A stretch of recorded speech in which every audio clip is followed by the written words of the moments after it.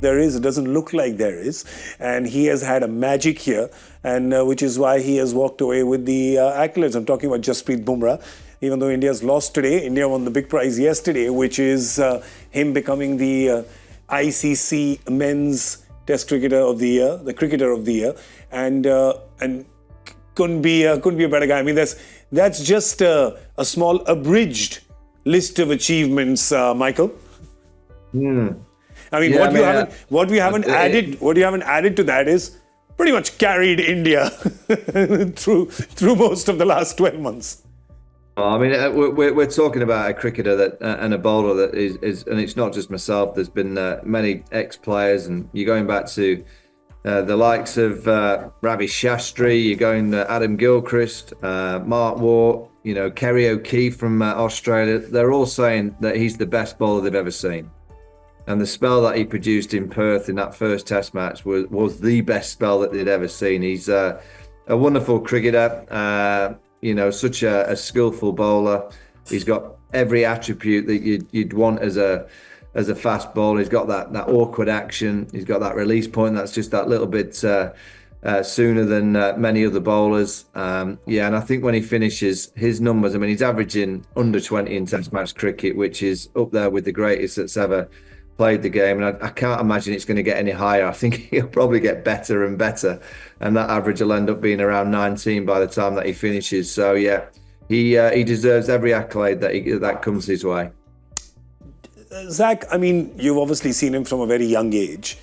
Do you remember your kind of first lengthy interaction with him, or do you recall a time where you saw this guy and you said, because you've seen a lot of young bowlers, do you remember the time where you kind of realization dawned on you that this guy is extra special? For a bowler to be able to have this kind of impact, you got to be thinking about the game. You got to be able to analyze the game. You got to be able to keep evolving yourself until you reach that tipping point. And I think Bumrah has reached that tipping point in his career. When the experience also playing a part, his understanding of his own body, his own bowling, his own rhythm, it's just becoming better and better. And I think this was that defining year for him in his international career when he's able to back that all up with performances.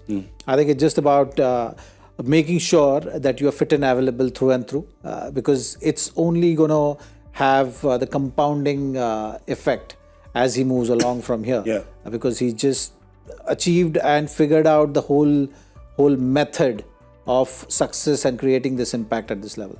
Yeah, but do you remember some interactions with him at MI perhaps? That's where you would have spent some time. Plenty. That's when I say that he's a stubborn genius. I've called him a stubborn genius for that reason, and rightly so. Because when you are thinking about the game, you yourself, when you're analyzing it so much, you are more assured of your actions. And then when you have that clarity, then it's always those conversations become interesting.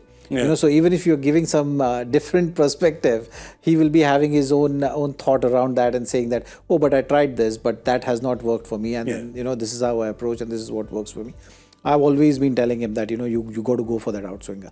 The day I saw him in Sri Lanka when he started, I can't recall the year exactly, but he started bowling before he played Test matches.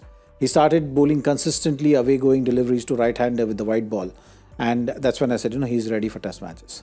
Because till that point, maybe awkward action, yes.